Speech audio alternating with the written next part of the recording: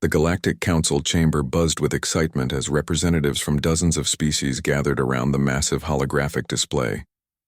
Ambassador Zethkar of the Vorthon Empire stood at the center, his forearms gesturing dramatically as he addressed the assembly. His scaled face gleamed under the artificial lights, and his voice carried the authority of a species that had conquered 17 star systems. "Fellow beings of the galaxy," Zethkar announced, his translator converting his guttural language into the common tongue. "Today we address the human problem once and for all." Murmurs of agreement rippled through the chamber. The insectoid hive queen Zilla clicked her mandibles approvingly, while the crystalline architects chimed in harmonic resonance. Even the peaceful Centaurian delegates nodded their elongated heads in solemn agreement. The holographic display shifted to show a small blue planet orbiting a yellow star in what the galaxy considered a backwater region. Earth looked insignificant compared to the vast territories controlled by the major galactic powers. Yet this tiny world had become the source of considerable frustration for the established order. "For 3 standard years," Zethkar continued, "these humans have refused to acknowledge our authority. They reject our trade agreements, ignore our territorial claims, and worst of all, they continue their reckless expansion into sectors we have designated as restricted." The truth was more complex than Zethkar let on. Humanity had emerged from their solar system with technology that shouldn't have existed according to galactic understanding. Their ships moved faster than theoretical limits allowed. Their weapons penetrated shields that had protected civilizations for millennia. Most disturbing of all, they seemed to thrive in environments that would kill most other species. Captain Sarah Chen of the human exploration vessel Defiance had made first contact with the Vorthon Empire 18 months ago. The meeting had not gone as the Vorthons expected. Instead of the usual submission and requests for protection that characterized first contact with primitive species, Captain Chen had politely but firmly declined their offers of vassalage. "We appreciate your interest in establishing relations," she had said through the communication link, "but humanity prefers to chart its own course among the stars." This response had shocked the Vorthons. In their experience, newly spacefaring species were grateful for guidance and protection from established galactic powers. The humans' casual dismissal of their authority was unprecedented and deeply unsettling. The situation had deteriorated when human colonies began appearing in systems the Galactic Council had marked for future development. These weren't the ramshackle outposts typical of young civilizations, but thriving settlements with advanced infrastructure that seemed to spring up overnight. Ambassador Krell of the Silicon Hegemony had attempted diplomatic pressure, sending a fleet of enforcement vessels to remove human settlers from the Kepler 442 system. The humans had politely asked them to leave. When the Silicon ships refused, something extraordinary happened. The human colonists had somehow disabled the entire fleet without firing a single shot. The Silicon vessels found their systems mysteriously failing, their engines shutting down, their weapons offline. They had drifted helplessly in space until human rescue ships arrived to offer assistance and safe passage out of the system. How did they do it? Krell had demanded during his report to the Council. The humans had simply smiled and suggested that perhaps the Silicon Hegemony's technology needed upgrading. Similar incidents had occurred. Across human space, trade disputes where human merchants somehow always came out ahead.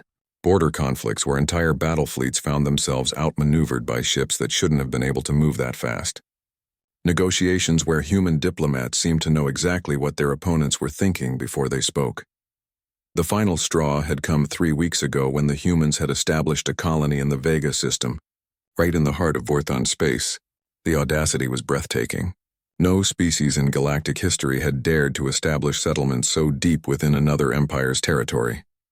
"They mock us," Zethkar declared to the assembled delegates. "They treat our sovereignty as a suggestion rather than law. This cannot stand." The Council had tried everything short of war.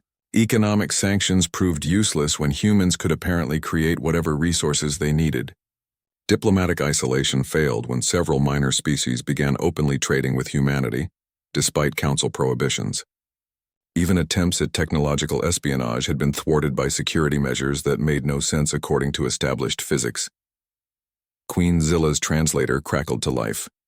"What do we know of their military capabilities?" The question hung in the air like a threat.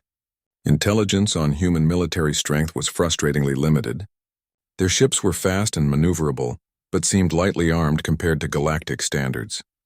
Their soldiers wore simple armor and carried weapons that looked primitive next to plasma, cannons, and molecular disruptors.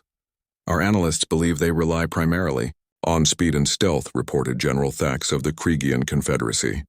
Their strategy appears to be hit-and-run tactics designed to avoid direct confrontation with superior forces. This assessment made sense to the Council. Humanity was young and presumably weak. Their successes so far could be attributed to luck and the galaxy's reluctance to use overwhelming force against what appeared to be a minor threat. They have never faced the full might of united galactic civilization, Zethkar stated with confidence. Individually, they have been fortunate. Against our combined fleets, they will learn the price of defiance. The vote was unanimous. 47 galactic civilizations formally declared war on humanity. The combined fleet would number over 10,000 ships, representing technology and firepower, accumulated over millions of years of galactic dominance. As the council session ended and delegates began preparations for the largest military campaign in galactic history, none of them noticed the small communication drone that had been quietly observing from the shadows of the chamber. The device was invisible to their sensors, its presence undetectable by any technology they possessed. The drone transmitted its recordings across space using quantum entanglement channels that the galaxy's best physicists insisted were impossible. The message traveled instantly across hundreds of light years to reach a small blue planet where humans were going about their daily lives, unaware that the greatest military force in galactic history was mobilizing against them. On Earth, in a nondescript office building in Geneva, Director Maria Santos of the Department of Interstellar Affairs received the transmission. She watched the council proceedings with the same expression she might wear while observing children playing war games in a sandbox. When the recording ended, she leaned back in her chair and smiled. It was not the smile of someone facing impossible odds. It was the smile of someone who had been waiting patiently for an opponent to finally make the move she had been expecting all along. "Well," she said to her assistant, "it looks like they finally decided to stop playing nice." The Vorthan Imperial shipyards had never seen such activity. Massive construction platforms worked around the clock, assembling the largest fleet in galactic history. Ships from dozens of civilizations converged on the staging area, their hulls gleaming with weapons that could crack planets and shields that had withstood supernovas. Admiral Korath stood on the bridge of his flagship, the inevitable conquest, watching the final preparations. The massive dreadnought stretched 15 kilometers from bow to stern, its hull bristling with enough firepower to sterilize a continent. Around him, smaller vessels formed neat formations, their crews eager to finally put the upstart humans in their place. "Sir," his communications officer reported, "we have confirmed participation from all council members. 10,417 vessels are ready for deployment." Korath nodded with satisfaction. The combined fleet represented the accumulated military might of civilizations that had ruled the galaxy for millions of years. No force in known space could stand against such overwhelming power. Meanwhile, in Iwer, the Outer Rim territory's human colonies continued their daily routines with an almost disturbing normalcy. On Kepler 442b, children played in parks while their parents tended vertical farms that produced impossible yields. The colonists seemed completely unaware that the largest military force in galactic history was preparing to descend upon them. Captain Elena Vasquez commanded the human defense station orbiting Kepler 442. Her facility looked more like a research platform than a military installation, with sensor arrays and communication equipment but no visible weapons. When her sensors detected the approaching galactic fleet, she displayed the same calm demeanor that had puzzled alien diplomats for months. "Contact Earth Command," she instructed her communications officer. "Let them know our guests are early." The term guests struck her crew as oddly appropriate. There was something almost hospitable about humanity's response to the approaching invasion, as if they were preparing to welcome old friends rather than face annihilation. On Earth, the emergency session of the Global Defense Council convened in the same unremarkable building where Director Santos had first received news of the galactic declaration of war. The world's leaders gathered via hologram, their expressions ranging from concern to barely contained excitement. President Chen of the Asian Federation spoke first. Intelligence confirms the fleet will reach our outer colonies within 72 hours. Are our people prepared? More than prepared, Director Santos replied. They've been ready for this moment since we first stepped into space. The truth was that humanity had been expecting this confrontation from the moment they encountered the Galactic Council. Human psychologists and sociologists had studied the Council's behavior patterns and predicted this outcome with remarkable accuracy. The galaxy's established powers simply could not tolerate a species that refused to acknowledge their authority. Dr. James Harrison, the elderly physicist who had overseen humanity's technological development, activated a holographic display showing the approaching fleet. Their formations are exactly as our models predicted. They're using standard galactic doctrine, massed firepower in overwhelming numbers. Do they have any idea what they're walking into? Asked President Martinez of the American Union. None whatsoever, Santos replied with that same mysterious smile. They still think we're a primitive species that got lucky a few times. This misconception was carefully cultivated. Every interaction between humans and galactic species had been designed to reinforce the impression that humanity was technologically inferior, but unusually resourceful. The truth was far more complex and disturbing for those who might have the wisdom to recognize it. Humanity's rapid expansion into space had not been driven by desperation or ambition, but by careful preparation.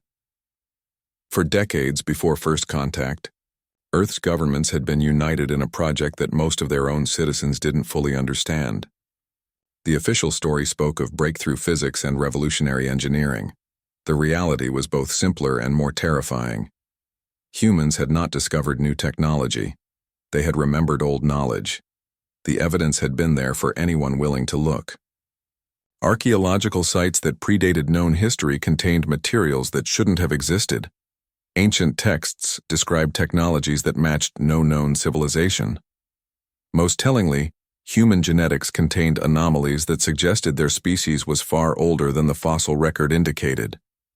The revelation had come gradually, as researchers pieced together fragments of evidence that painted an impossible picture. Humanity was not a young species stumbling into galactic civilization. They were the descendants of something far older, something that had once walked among the stars before retreating to a single blue world to wait. The Galactic Council's own records, if they had bothered to search deep enough, contained references to a species called the Architects of Silence. Ancient warnings spoke of beings who shaped reality itself, who could make the laws of physics bend to their will through methods that transcended mere technology. These architects had vanished from galactic civilization millions of years ago, leaving behind only ruins that defied analysis and legends that most species preferred to forget. The galaxy had grown comfortable in their absence, building new civilizations on the assumption that such power could never return. They had been wrong. Admiral Korath studied the tactical displays as his fleet approached the first human colony. Long-range sensors showed the settlement was completely defenseless, with no military vessels or orbital platforms visible. The humans appeared to be making no effort to evacuate or prepare for battle. "Sir," his tactical officer reported, "we're detecting unusual energy readings from the planet's surface." "Define unusual," Korath demanded. "The entire colony is generating a quantum field of unknown configuration. Our sensors can't penetrate it to determine what they're doing down there." Korath frowned. Quantum field generators were advanced technology, beyond what intelligence reports suggested humans possessed.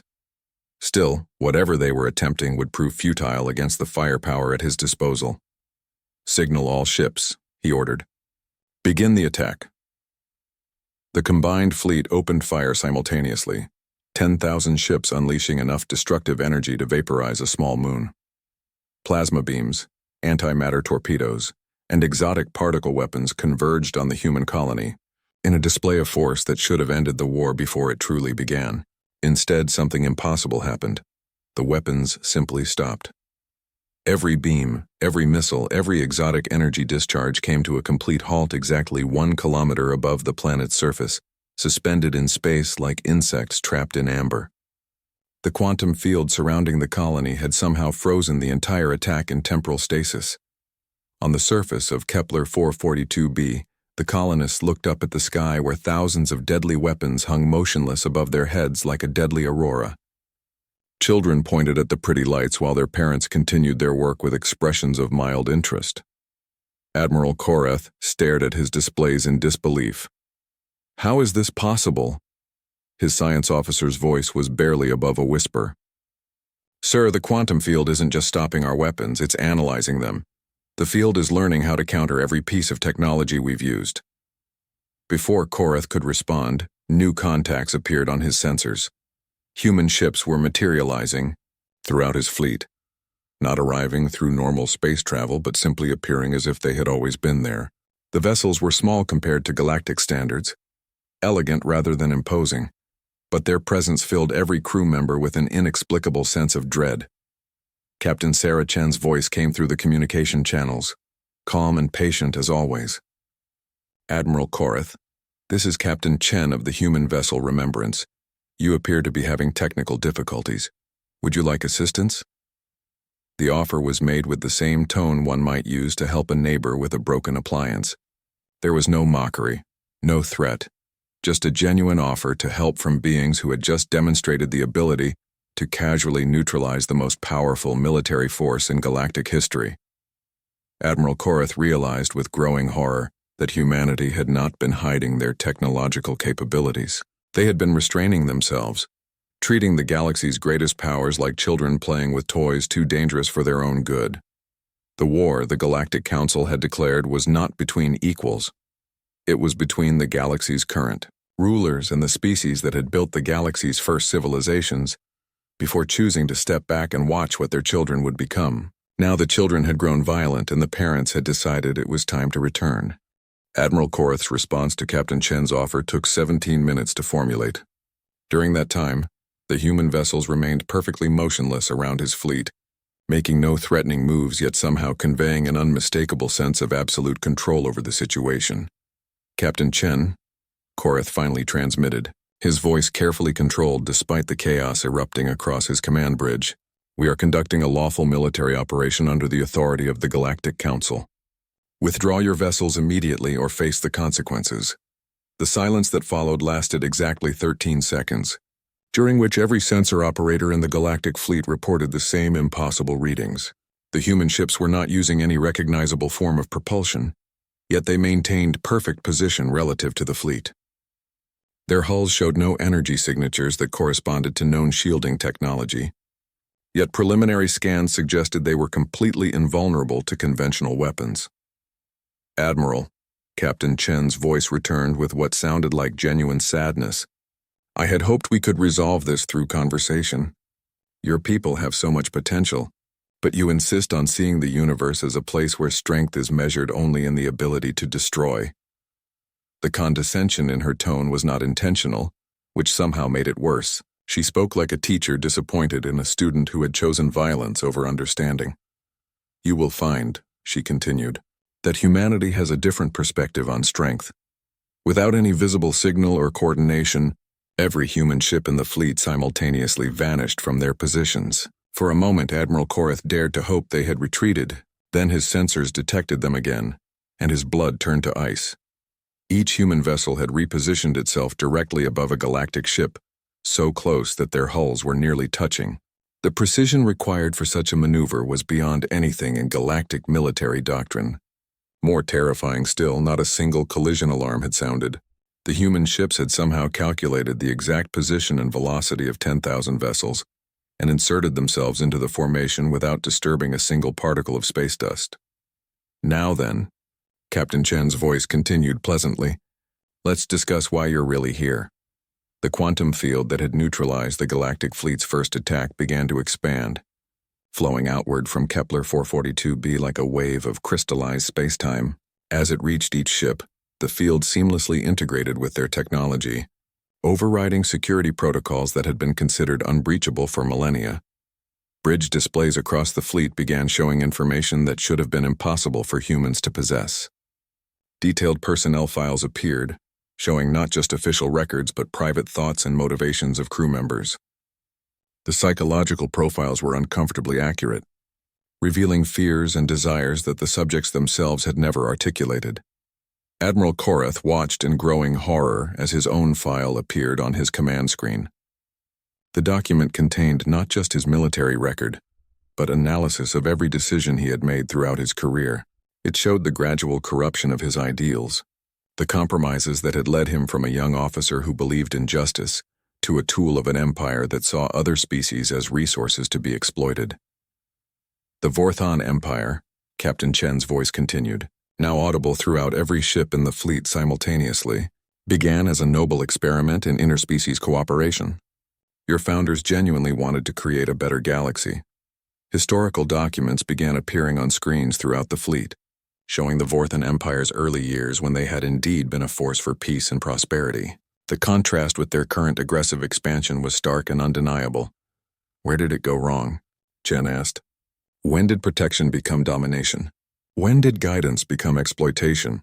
Similar analyses appeared for every civilization in the attacking fleet. The Hive Queen Zilla saw documentation of her species' transformation from communal builders to voracious consumers. The Silicon hegemony learned how their pursuit of technological perfection had led them to view organic life as inferior and disposable. Each species was confronted with the full record of their moral decline, presented without judgment but with devastating clarity. The humans were not condemning them but rather holding up a mirror that showed what they had become. You see, Captain Chen explained, this is why we withdrew from galactic civilization so long ago. We recognize the pattern. Power corrupts and absolute power corrupts absolutely. We chose to step back and see if the galaxy's younger species could find a better path. The revelation hit different crews with varying degrees of shock. Some had suspected that humans were more than they appeared, but few had imagined anything approaching the truth. The archaeological evidence had been there all along, scattered across hundreds of worlds in the form of ruins that predated known galactic civilization. The architects of silence had not been a myth. They had been humanity's ancestors, the species that had first mastered interstellar travel and established the infrastructure that current galactic civilization had built upon. The ancient hyperspace lanes, the fundamental principles of faster-than-light travel, even the basic physics that governed galactic technology had all originated from human research conducted millions of years in the past. We hoped, Chen continued, that by stepping back we would give younger species the opportunity to develop their own moral frameworks. We wanted to see if the galaxy could achieve peace without our direct intervention. Dr. Voss, the fleet's chief xenobiologist, studied the data flowing across his screens with the fascination of a scientist, witnessing a fundamental shift in understanding. The genetic record showed that humanity possessed biological markers consistent with extreme age, but also signs of deliberate modification. They had changed themselves somehow, becoming something beyond what they had originally been. The experiment, Captain Chen said, was largely unsuccessful. The understatement was almost comical given the evidence now displayed throughout the fleet. Charts showed the expansion of various galactic powers, their progression from exploration to conquest. Graphs demonstrated the steady increase in interspecies conflicts over the past million years. Most damning of all were the projections showing where current trends would lead, with the galaxy ultimately consuming itself in an endless cycle of warfare and exploitation. So we made a decision, Chen continued. It was time to return. The implications were staggering. Humanity's recent emergence into galactic space had not been the first steps of a young civilization. It had been the return of the galaxy's eldest children.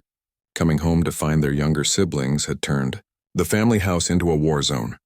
Every defensive measure the galactic fleet had deployed proved useless against human technology that operated on principles beyond current understanding. Their weapons could not lock onto targets that existed partially outside normal spacetime.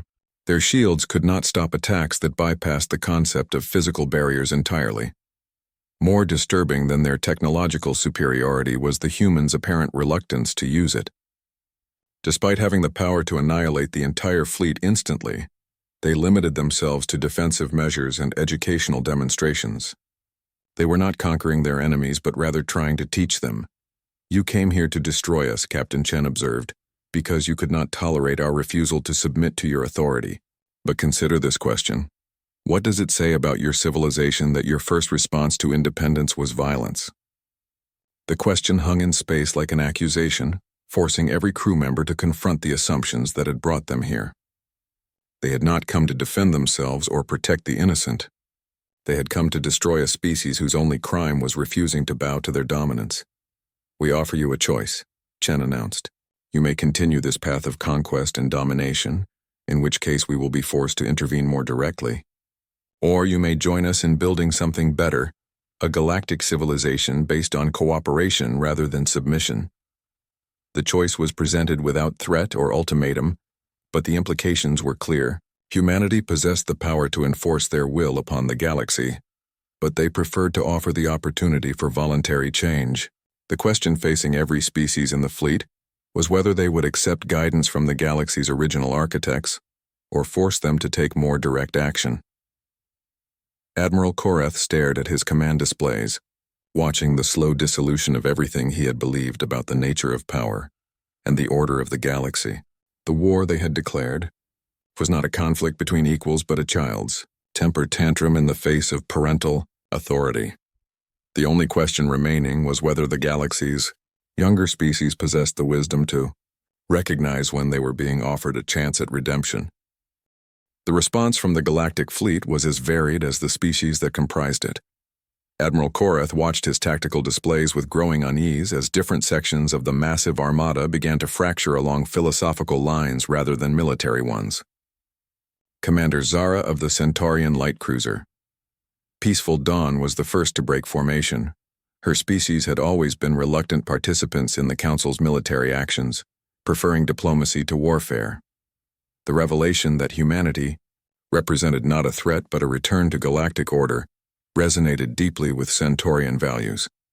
"Captain Chen," Zara transmitted on an open frequency, "the Centaurian delegation formally requests permission to withdraw from this engagement." Her words sparked immediate chaos across the fleet's communication channels. The Kriegian Confederacy denounced the Centaurians as cowards, while the Silicon hegemony calculated the strategic implications of their departure.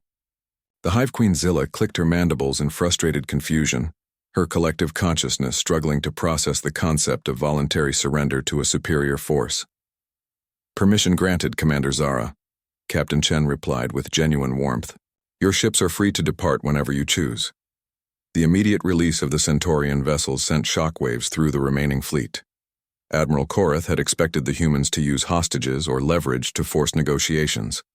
Instead, they were simply allowing opposition forces to leave without any apparent concern for the tactical advantage this provided. "Sir," his tactical officer reported with barely controlled panic, 17 more species are requesting permission to withdraw." The domino effect was accelerating. Species that had joined the campaign reluctantly were seizing the opportunity to escape a conflict that was rapidly revealing itself to be based on false premises. The peaceful traders of Rigel, the scholarly collective of Andromeda, even some of the more moderate Vorthan commanders were beginning to question the wisdom of continuing the engagement. But not all species were willing to accept the new reality. General Thax of the Kriegian Confederacy represented a faction of the fleet that viewed humanity's restraint as weakness rather than wisdom. The Kriegians had built their entire civilization around the principle that might makes right, and they could not comprehend a worldview that voluntarily limited the use of superior power. "This is an elaborate deception," Thax declared over the command frequency. "No species achieves technological superiority only to refrain from using it. They are bluffing, attempting to divide our forces through psychological manipulation." The Kriegian general's words found support among the more aggressive factions of the fleet. The Void Hunters, a nomadic species that lived for combat, saw the human demonstration as an interesting challenge rather than a reason to withdraw. The Machine Collective calculated that humanity's reluctance to use lethal force represented an exploitable weakness in their strategic programming. "Prove your power," General Thax challenged, directing his transmission toward the human ships. "If you truly possess the capabilities you claim, demonstrate them fully. Show us why we should fear you." The silence that followed lasted precisely 47 seconds, during which human ships throughout the fleet began to emit a low harmonic frequency that resonated through the hulls of every vessel. The sound was not threatening, but somehow deeply unsettling, as if reality itself was humming with barely contained energy. "General Thax," Captain Chen finally responded, her voice carrying a note of sadness that somehow made her words more ominous. "You should not fear our power. You should fear what your insistence on violence will force us to become." Without warning, the space around General Thax's flagship began to change. Stars shifted position in the sky, not moving, but rather revealing that they had always been somewhere else. The laws of physics twisted into new configurations that made perfect sense while violating everything the Kriegians understood about the universe. The Kriegian fleet found itself no longer in normal space, but in a pocket dimension where human will shaped reality directly. Their ships remained functional, their crews unharmed, but they were completely cut off from the rest of the galaxy. They existed now in a space that operated according to rules they had no hope of understanding. "You are not prisoners," Captain Chen explained to the isolated Kriegian forces. "You are students. When you learn to see strength as something other than the ability to destroy, you will be returned to normal space." The demonstration sent waves of terror through the remaining fleet. The humans had not destroyed their enemies or even damaged their ships. They had simply removed them from existence as casually as filing a document. The implications were staggering, suggesting a level of control over reality that transcended any known technology. Admiral Korath realized with growing horror that his fleet was not facing an enemy they could defeat through conventional means. They were confronting beings who could rewrite the fundamental laws of existence at will. The war they had declared was not between civilizations, but between children playing with toys and adults who had built the playground.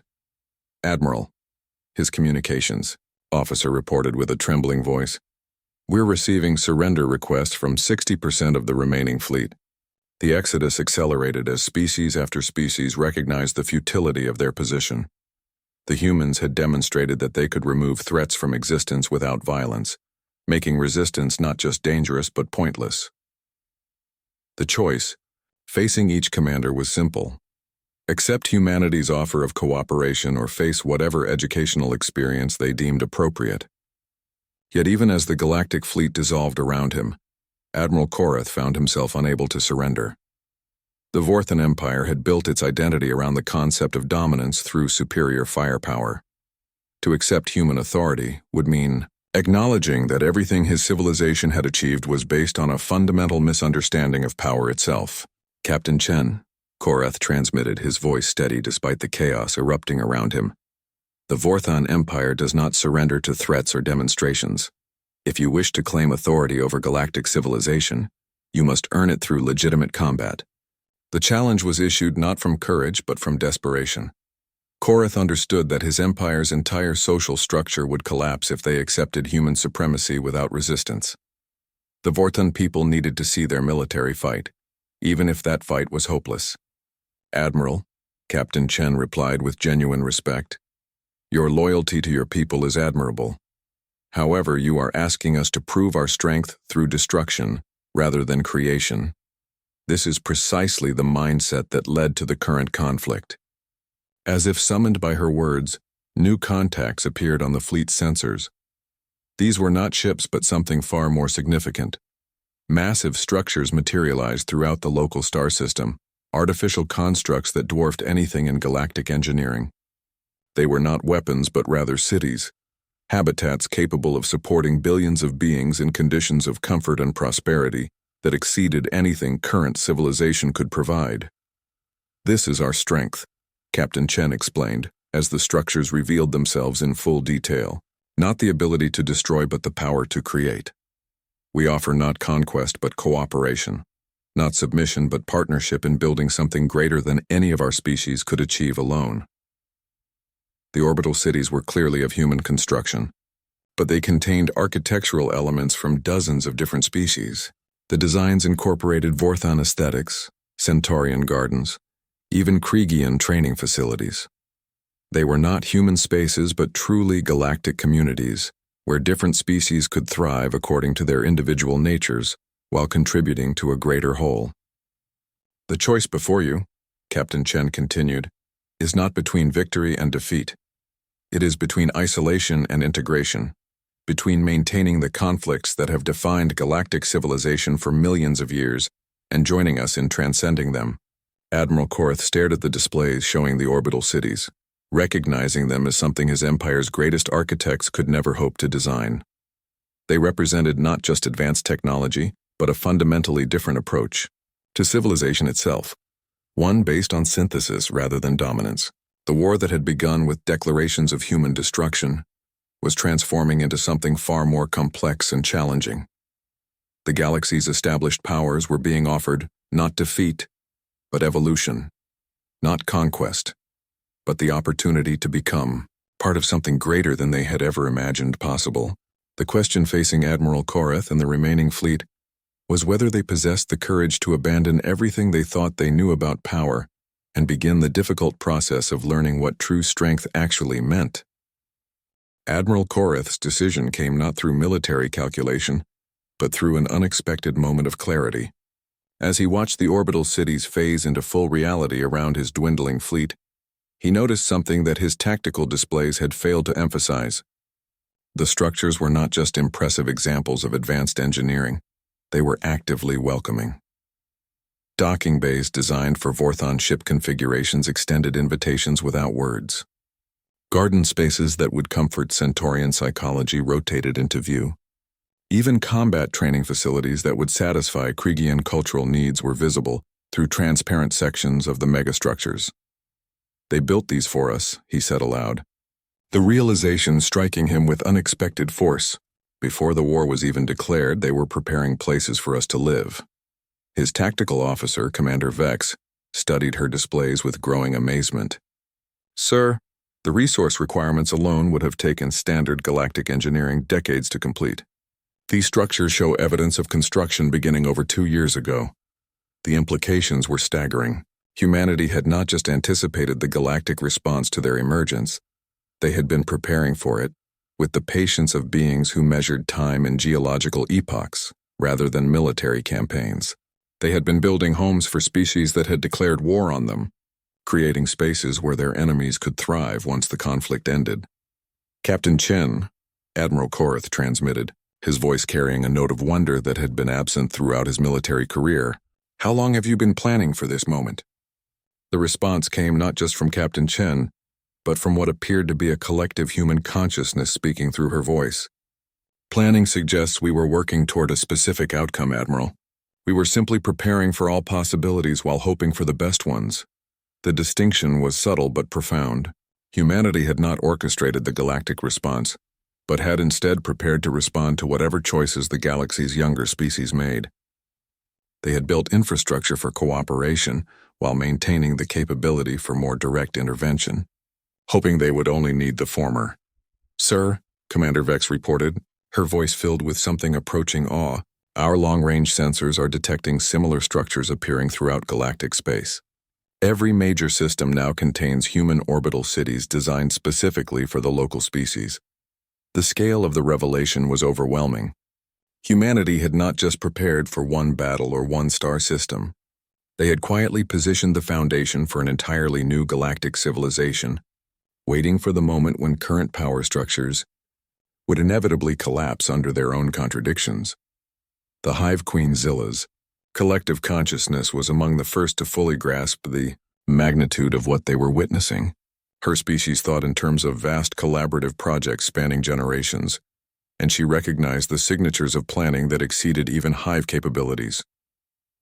"How many of you are there?" she transmitted, her question carrying the curiosity of a hive mind encountering something that might be an even larger collective intelligence.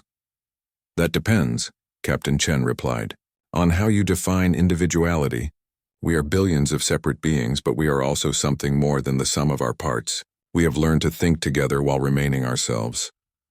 The concept was difficult for most galactic species to comprehend. The Hive Queen understood collective consciousness, but at the cost of individual identity. The humans appeared to have achieved something that galactic philosophy had considered impossible: true unity without the loss of personal autonomy. Dr. Voss, monitoring the exchange from his position aboard Admiral Koreth's flagship, recognized the biological impossibility of what humans were describing. "Captain Chen, Our scans indicate that humans retain individual brain patterns and genetic diversity. How do you achieve collective consciousness without the biological integration typical of hive species? Evolution, Doctor, came the reply. Not biological evolution, but conscious evolution. We learn to transcend the limitations of individual perception while maintaining the creativity that comes from diverse perspectives. The explanation suggested that humanity had achieved something beyond technological advancement. They had evolved their consciousness itself, becoming beings capable of thinking both as individuals and as a unified species. The implications for galactic civilization were profound and terrifying. As the reality of human capabilities became clear, the last holdout species began making their choices. The Silicon hegemony, after extensive calculation, determined that resistance would serve no logical purpose and formally requested inclusion in whatever new order humanity was establishing. The Void Hunters, surprisingly, were among the most enthusiastic converts. Their species had always sought worthy opponents, and they recognized in humanity the ultimate challenge, being so powerful that the only victory lay in learning to become more like them. Even the aggressive factions of the Vorthan Empire began to see the futility of their position. They had declared war on beings who had been preparing for galactic peace while possessing the power to enforce it through methods that transcended conventional warfare. Admiral Korath, Captain Chen said, her voice carrying both invitation and gentle pressure. Your people have a choice to make. The Vorthan Empire can maintain its current path and face increasing isolation as the galaxy transforms around it, or it can join us in building something unprecedented. The offer was extended without ultimatum, but the consequences of refusal were clear. Humanity was not conquering galactic civilization, but rather offering it the opportunity to evolve into something better. Species that refused the invitation would find themselves increasingly irrelevant as others embraced the new paradigm. What guarantee do we have, Korath asked, that this cooperation will not become another form of domination? How do we know that human leadership will not corrupt as ours did? The question struck at the heart of galactic concerns. Every species had seen power corrupt their leaders, watched noble intentions transform into oppressive systems. Why should humanity be different? Because, Captain Chen replied, we have already learned that lesson. We have experienced the corrupting effects of absolute power and chosen to step back from it. We return not as conquerors but as teachers, offering to share what we have learned about transcending the cycles that have trapped galactic civilization for millennia. The orbital cities around them began to pulse with gentle light, and suddenly every being in the fleet could feel what humans had achieved. It was not a mental invasion, but rather an invitation to experience a moment of collective consciousness, to understand what it meant to think as both an individual and part of something greater. The sensation was overwhelming and beautiful. For just an instant, every crew member could feel the thoughts and emotions of their colleagues, their enemies, even their former opponents. They experienced the universe through millions of perspectives simultaneously, while maintaining their own unique viewpoint. When the connection faded, leaving them once again in their individual minds, the galaxy had changed. They had felt what true unity could achieve, the incredible potential that lay in conscious cooperation rather than enforced submission. That, Captain Chen said simply, is what we offer. Not rule over you, but partnership with you. Not the end of your civilizations, but their transformation into something none of us could achieve alone. Admiral Korath made his decision. The Vorthan Empire would join the human experiment, not through surrender but through recognition that they had been offered something more valuable than victory. They had been offered the chance to become part of a galactic civilization that transcended the limitations that had defined their existence for millions of years.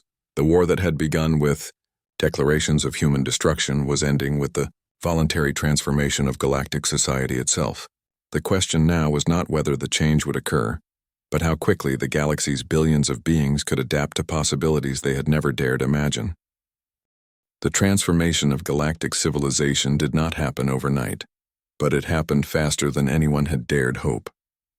Within 6 months of the failed invasion, species across the galaxy were reporting unprecedented levels of cooperation and technological advancement. The human orbital cities had become centers of learning and cultural exchange that surpassed anything in recorded history. Admiral Korath, now serving as the Vorthon representative to the new Galactic Synthesis Council, found himself in the unusual position of helping to design the very government structures his empire had once sought to dominate. The irony was not lost on him, but neither was the incredible potential he witnessed daily.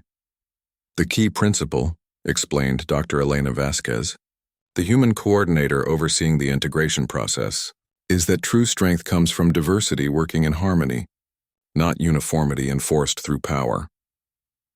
The orbital city above Vorthon Prime had become a marvel of integrated architecture, where different species, living spaces flowed seamlessly into shared areas designed for collaboration. Vorthon engineering merged with Centaurian organic design and Kriegian structural efficiency to create spaces that none of the species could have imagined individually. But the most remarkable changes were happening at the individual level. The brief experience of collective consciousness that humanity had shared during the final confrontation had left lasting effects on millions of beings throughout the galaxy. They retained their individual identities, but gained an enhanced capacity for empathy and cooperation that was transforming their societies from within. The Hive Queen Zilla had undergone perhaps the most dramatic change. Her collective consciousness, previously focused inward on maintaining hive unity, had expanded to encompass individuals from other species. She could now experience the thoughts and emotions of beings she had once considered alien, creating unprecedented understanding between species that had been enemies for millennia. "We are becoming something new," she reported to the Synthesis Council during their weekly assembly. "Not human, not hive, not any single species, but a true galactic consciousness that maintains individual identity while achieving collective wisdom." The process was voluntary but infectious. Beings who experienced the enhanced consciousness found themselves naturally sharing the capability with others, creating a gradual expansion of empathetic awareness throughout galactic civilization. The change was not imposed from above but spread organically as individuals recognized the benefits of deeper connection. Dr. Voss, who had transferred from military service to research, was documenting the biological and psychological changes occurring across species lines. His findings challenged fundamental assumptions about the nature of consciousness and identity. The humans appear to have achieved something we thought was impossible. He reported to a gathering of scientists from dozens of species. They have created a form of evolution that operates at the level of consciousness itself, allowing beings to transcend their individual limitations without losing their personal identity. The research was being conducted collaboratively, with human scientists sharing methodologies that had been developed over millions of years of careful experimentation. The knowledge they provided was not just technological but philosophical, offering new ways of understanding the relationship between individual and collective consciousness. Captain Sarah Chen, now serving as humanity's primary liaison to the Synthesis Council, spent her days helping species navigate the transformation process. Her role was not to lead but to guide, offering suggestions and support while allowing each civilization to find its own path toward integration. "The goal is not to make everyone human," she explained to a gathering of planetary governors, "but to help everyone become more than they were while remaining true to their essential nature." The practical results were extraordinary. Engineering projects that would have taken centuries to complete were being finished in months through unprecedented levels of interspecies cooperation. Scientific breakthroughs occurred daily as researchers from different species shared perspectives that revealed new possibilities for understanding the universe. The Kriegian Confederacy had perhaps surprised everyone the most. Their warrior culture, initially seen as incompatible with the new paradigm, had evolved into something remarkable. They had become the galaxy's protectors, using their martial skills not for conquest but to defend the vulnerable and maintain peace between species still adapting to the new reality. General Thax, returned from his educational experience in the pocket dimension, now led peacekeeping forces that operated on principles of minimum necessary force and maximum protection for all parties. His warriors had learned to see true strength in the ability to resolve conflicts without violence, though they maintained their combat skills for situations where protection required force. "We fight now for something greater than glory," he explained to new recruits, beings from dozens of species who had joined the peacekeeping forces. We fight for the right of every being to evolve and grow without fear. The economic implications of the transformation were equally revolutionary. Species that had competed for resources discovered that cooperation multiplied prosperity rather than dividing it. The human orbital cities had become production centers that generated abundance through methods that seemed to violate conservation of energy until scientists realized they were tapping into dimensional sources of matter and energy. Trade wars became obsolete when every species had access to whatever resources they needed. Territorial conflicts ended when habitable space could be created at will through controlled manipulation of spacetime. The scarcity that had driven galactic conflict for millions of years simply ceased to exist. Yet not every species embraced the changes willingly. Isolated pockets of resistance remained, usually led by individuals who had built their identity around the old paradigms of domination and competition. These holdouts found themselves increasingly isolated as the galaxy transformed around them. The human response to resistance remained consistent with their principles. Rather than forcing compliance, they simply continued to demonstrate alternatives while ensuring that resistant groups could not harm others. The pocket dimensions that had initially seemed like punishment became refuges, where species could maintain their old ways of life while the galaxy moved forward. "We do not abandon those who cannot accept change," Captain Chen explained to the Council. "We simply ensure that their choice does not prevent others from evolving." The statement reflected humanity's fundamental approach to the transformation. They were not creating a uniform galactic culture, but rather facilitating the emergence of something unprecedented. A truly diverse civilization united by consciousness rather than conquered by force. Dr. Vasquez's report showed that the process was accelerating rather than slowing down. Each month brought new breakthroughs in interspecies cooperation and collective problem-solving. The galaxy was beginning to function as a single organism while maintaining the creativity and diversity that came from billions of individual perspectives. "We are witnessing the birth of a Type 3 civilization," she announced to the scientific community. "Not just a species that has mastered their galaxy, but a galactic consciousness that has learned to transcend the limitations of individual species while preserving what makes each one unique." The transformation was approaching a critical threshold. Soon the enhanced consciousness that had begun with humanity would encompass the majority of galactic civilization. When that happened, the changes would become irreversible, creating a new form of existence that would reshape not just the galaxy, but potentially the universe itself. The war that had begun with declarations of human destruction was becoming the foundation for something unprecedented in cosmic history. A civilization that had learned to evolve its own consciousness, creating possibilities that none of its component species could have achieved alone. 2 years after the failed galactic invasion, the changes had become so fundamental that many beings found it difficult to remember what the old civilization had been like. The galaxy had not just changed its political structures or economic systems, it had evolved into something that transcended previous definitions of civilization itself. Captain Sarah Chen stood on the observation deck of the New Geneva Station, humanity's diplomatic center, watching ships from hundreds of species arrive for the first universal assembly. These were not the warships that had once filled galactic space, but vessels designed for exploration, research, and cultural exchange. Their hulls gleamed with artistic elements from multiple civilizations, each ship a testament to collaborative design. "Remarkable," said Admiral Korath, joining her at the viewing portal. His Vorthan features had changed subtly over the months, showing signs of the consciousness enhancement that was spreading throughout the galaxy. His eyes held a depth of understanding that had been absent during his military days. "What strikes me most," he continued, "is how natural this feels. The old way of thinking seems primitive now, like remembering a childhood fear that no longer has power over you." Chen nodded, understanding the sentiment. The transformation had not been forced upon anyone, but those who experienced the enhanced consciousness found their previous worldview expanding in ways that made conflict seem not just undesirable, but genuinely pointless. "Director Santos will be pleased," Chen observed.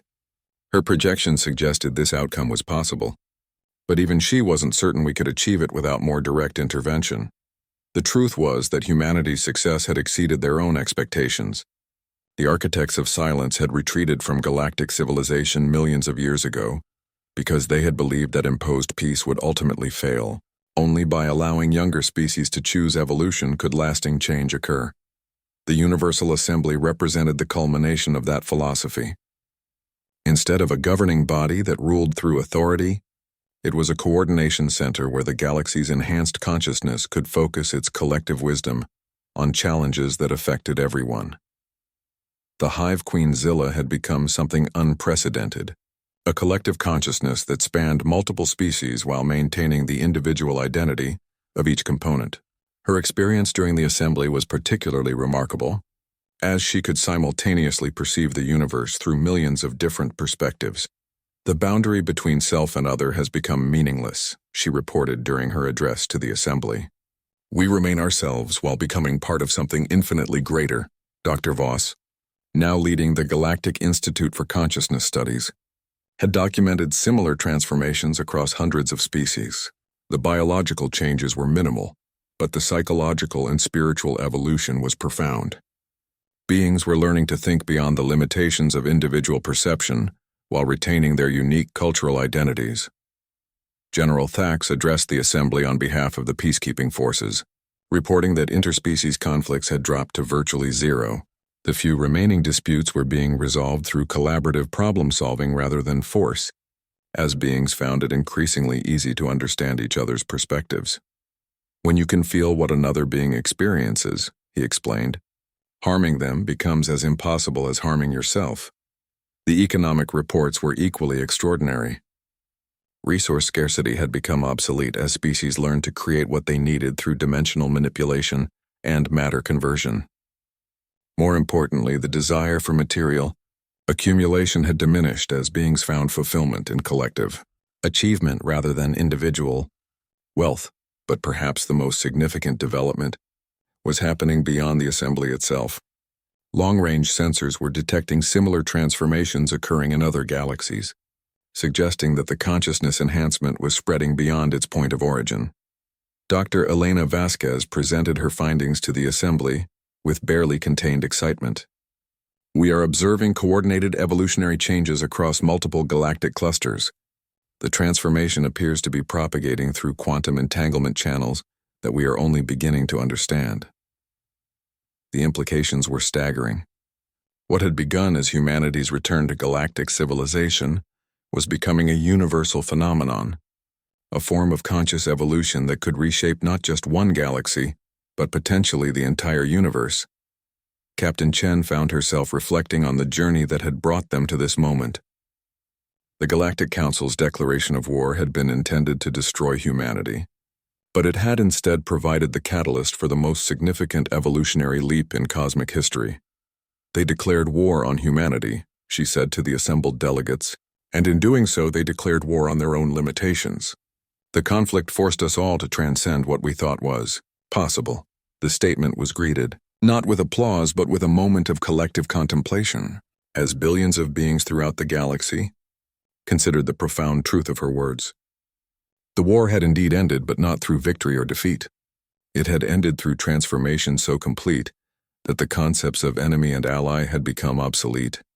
Earth itself had become something unprecedented, not the capital of a galactic empire, but the birthplace of a new form of consciousness. Pilgrims from across the galaxy came to visit the small blue world where the transformation had begun, not to worship but to understand. The children of Earth played in parks where beings from dozens of species gathered to share experiences and perspectives. Art galleries displayed collaborative works that could only have been created by multiple species working in conscious harmony. Research centers pursued questions that individual civilizations could never have conceived. As the Universal Assembly concluded its first session, the delegates did not return to their homeworlds as representatives of separate nations, but as nodes in a growing network of galactic consciousness. They carried with them not just information but an enhanced capacity for understanding that would continue to spread. The war that had been declared against humanity had become humanity's gift to the galaxy. The species that had once sought to conquer or destroy Earth's children now worked alongside them to create something that none of them could have achieved alone. In the end, Earth had indeed smiled when war was declared, but not because they remembered how to win battles. They had smiled because they remembered how to win something far more important: the hearts and minds of beings who had forgotten that cooperation was stronger than conquest, that unity was more powerful than domination, and that consciousness itself could evolve beyond the limitations that had defined galactic civilization for millions of years.